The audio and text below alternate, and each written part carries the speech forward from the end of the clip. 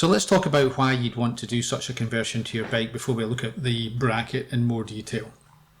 A lot of people would say that saving £5 or £6 of weight on a 450 pounds motorcycle that weighs 650 pounds by the time you add your body and your gear is not significant. And they'd be right. I don't think in the overall scheme of things that makes a difference, and by the time you add some mud, you're not going to notice it. The difference here though is that the weight that we're talking about is unsprung weight. It's the weight of the parts on the motorcycle which are below the springs. So on the front end, lower than your front fork spring, on the back end, lower than your shock.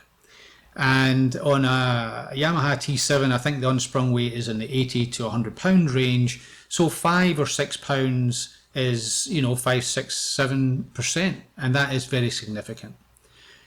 Now, you might say, well, okay, that's a significant reduction in unsprung weight, but why do I care about unsprung weight? Well, the answer to that is that unsprung weight has a direct relationship to the performance of your suspension. Your unsprung weight is below the spring, and it's the weight that we must keep under control in order to maintain good contact pressure with the ground.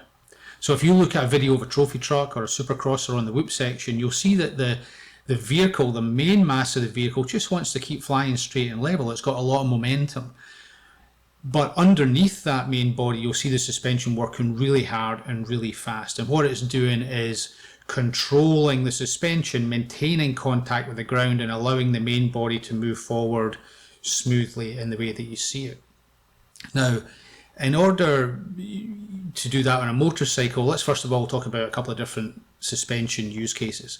So if you think about landing off a jump on your bike, what the suspension is doing in that situation is preventing bottoming out, right? So your wheel hits the ground, the spring, if it's heavy enough, will stop the rest of the mass continuing down and bottoming out the suspension. But for adventure riders on T7s, for example, the use case is different.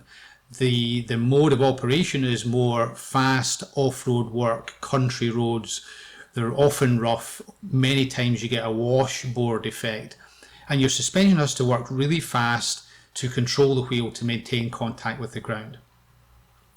If we don't maintain contact with the ground, and it's not binary, it's not black and white, it's not in contact or not in contact, but if we have low contact pressure because the unsprung weight is accelerating up faster than the suspension can control it, then we have reduced grip.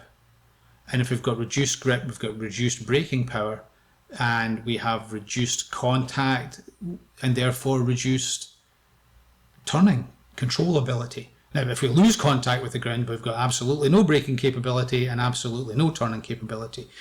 But even with reduced pressure, both of those things are impaired. So if you want to do 40, 45, 50 miles an hour down a country road and keep up speed in the corners and maintain good contact pressure so you maintain ability to brake and steer, then the more we can do to help the suspension stay in control of the unsprung mass, the better. And the biggest thing we can do is reduce the weight of that unsprung mass.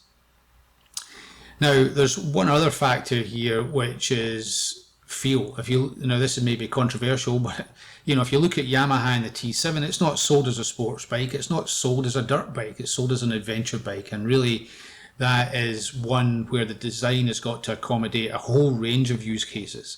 On one extreme, we've got your passenger and luggage on alpine passes, tarmac, but we're up and down hills. At the other extreme, there's people that are using them more like big dirt bikes. And Yamaha has got to design that bike to perform and be safe in that full range of use cases. Now, there's compromises in there with every design.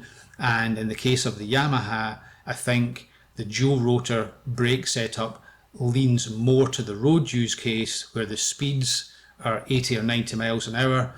You add your significant other to the back with some luggage, and we're now talking probably about an 800 or 900 pound motorcycle. And the dual rotor setup that comes stock with the bike is designed for that use case. What that means though in an off-road situation though is you are potentially over-braked. Now, a super skilled rider will work with what he's got and be safe. But If you've got less grabby brakes, less overall braking force, and better feel, that's going to give you a better dirt bike braking experience. And that's the goal of this conversion. It's to give you two things. One, reduced unsprung weight, therefore more suspension control, therefore more contact with the ground, with the associated grip and braking capability and steering capability. And secondly, give you more feel to make sure that you've got control over that braking force. You're not going to lock up that front end. You're not going to be way over braked in a panic situation. Anybody that's ridden any kind of motorcycle will know that front brake lock up is a bad thing. So both of those are benefits.